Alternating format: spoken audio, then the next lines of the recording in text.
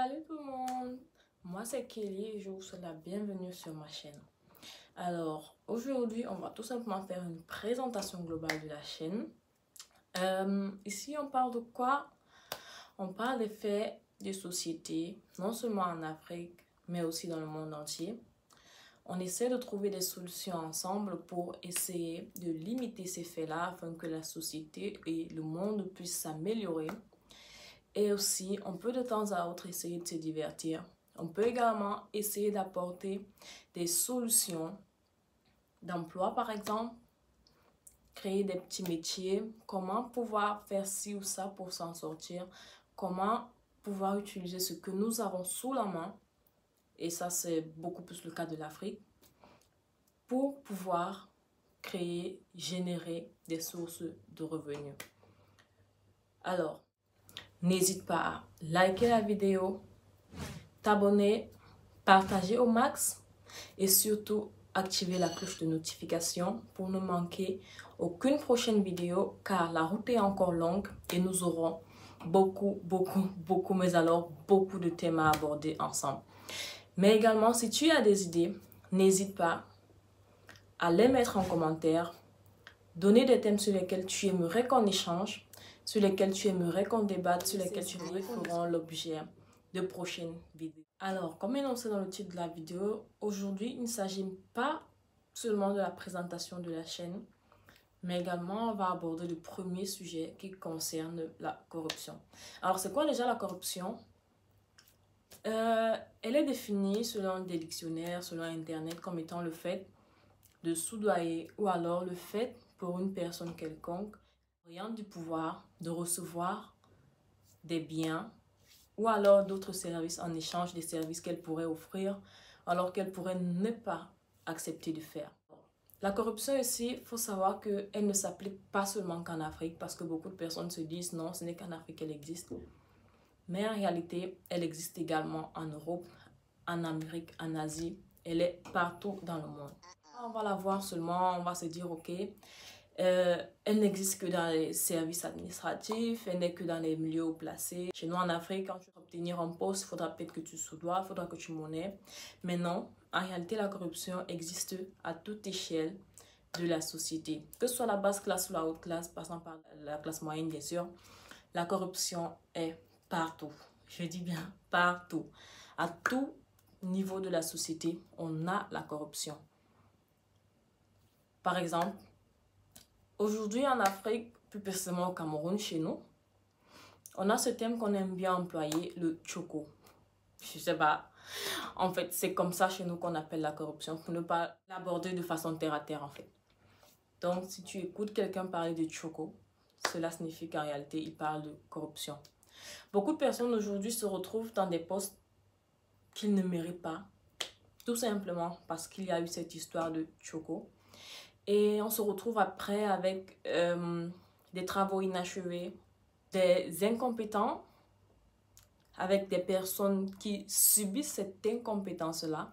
Parce que voilà, tu te retrouves dans un service, tu as besoin d'un document, mais tellement la personne qui se trouve, ou alors la personne supposée te fournir ce document-là, est incapable de reproduire juste car étant à ce poste juste à cause de la corruption, se retrouve en fait en train ou alors dans l'incapacité de te fournir le document en question. Généralement, il s'agit de très petites choses. Voilà, par exemple, tu aimerais établir ta CNI, mais tu te retrouves en train de la faire 2, 3, 4, 5 fois à cause des mêmes bêtises et malheureusement, c'est toi le concerné qui à chaque fois doit payer pour corriger l'erreur de l'autre. C'est toi le concerné qui à chaque fois doit dépenser de l'argent et courir derrière la personne pour qu'il ou elle puisse corriger son erreur, son tort qu'il te pose à toi. C'est vraiment dommage parce que comment ça se fait en fait que tu puisses faire une erreur, mais c'est moi qui cours derrière toi pour que tu puisses corriger ton erreur. Déjà dans le bas âge, on nous apprend également cela parce que on se dit non, ce n'est qu'avec des grandes personnes, mais non. Dans le bas âge déjà, on nous apprend la corruption en fait. On nous corrompt. Pourquoi? Parce que on peut par exemple voir le cas d'un grand frère, d'un aîné qui aimerait bien sortir la nuit et se faire plaisir avec des amis. Mais sachant que le parent refusera qu'il sorte ou alors a déjà même refusé qu'il sorte, va dire au petit frère ou à la petite sœur, s'il te plaît, est-ce que tu peux me couvrir le temps que je parte et je revienne, je vais te garder ci ou ça, mais tu ne diras pas à maman. En fait, là, on est en train d'acheter le silence du cadet ou alors de la cadette contre, je sais pas, une bouteille de jus ou alors des bonbons. Mais en réalité, tout ceci, c'est inclus dans la corruption.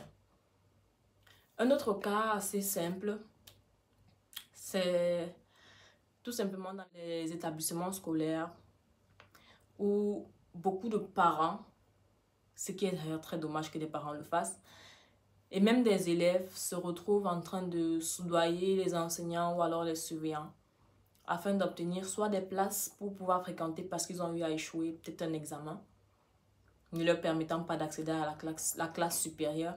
Mais voulant à tout prix y aller, ils se retrouvent donc en quête de monnaie. Se retrouvent donc en train de donner de l'argent au cadre administratif pour atteindre leur objectif.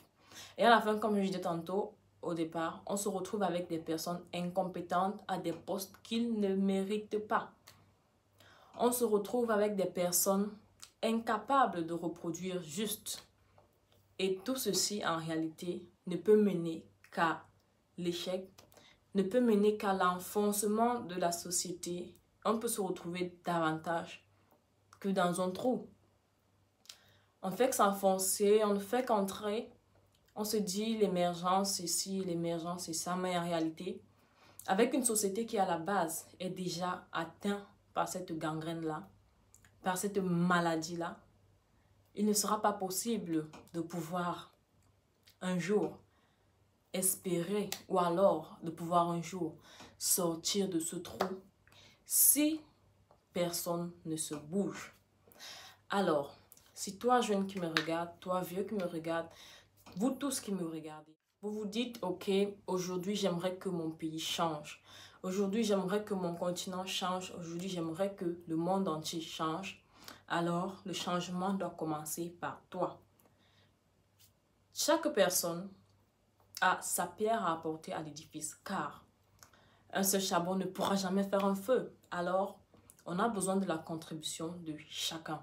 Donc, si également toi tu as besoin de changement, si toi également tu as besoin de voir ton Afrique, de voir ton Cameroun un jour se relever et se tenir sur ses deux pieds disant moi aussi j'y suis arrivé, disant moi aussi je suis à un niveau où je n'ai besoin de personne, de voir un Cameroun où la jeunesse n'envie rien à personne, de voir un Cameroun où les vieux cèdent la place aux jeunes car ils sont fatigués, de voir un Cameroun où les jeunes prennent ces places-là et ne s'asseyent pas dessus pour faire la fête, pour jouer la vie comme on dit souvent chez nous, pour passer du temps dans les boîtes de nuit, mais plutôt se concentrer et faire du pays quelque chose de bien, afin que les générations futures puissent dire « Ok, nos grands frères ont fait ci, alors nous pouvons faire ça. » Et nous pouvons également améliorer ce que nos grands frères ont fait. Nous pouvons également apporter quelque chose de plus pour que les générations futures puissent également en bénéficier. Et pour qu'à la fin, tu te dises, oui, je l'ai fait. Oui, j'ai apporté ma pierre à l'édifice. Oui, j'ai apporté mon charbon afin que tous ensemble, tous ces charbons réunis puissent faire un feu qui pourra permettre le développement, qui pourra permettre le changement et ainsi le renouvellement de notre monde. Je t'invite donc à apprendre à te lever, te battre pour ton avenir, car l'avenir, c'est l'espoir, c'est le chemin à suivre. Si aujourd'hui tu prends la décision de dire, ok, je change de mentalité, je me lève tôt, je travaille et je me bats pour ce que je veux, j'arrête de passer par des chemins, par des raccourcis, comme on dit souvent, et je me mets réellement au travail afin d'obtenir ce qui me revient de droit. Tu auras apporté ta pierre à l'édifice, tu auras changé quelque chose et tu auras marqué un point.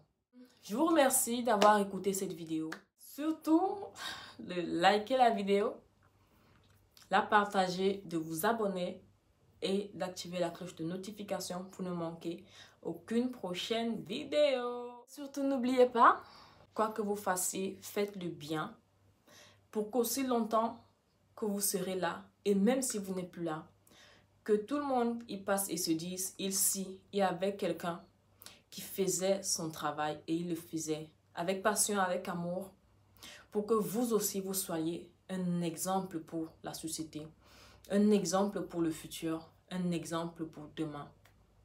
Un demain qui ne sera meilleur qu'avec l'appui de tout le monde.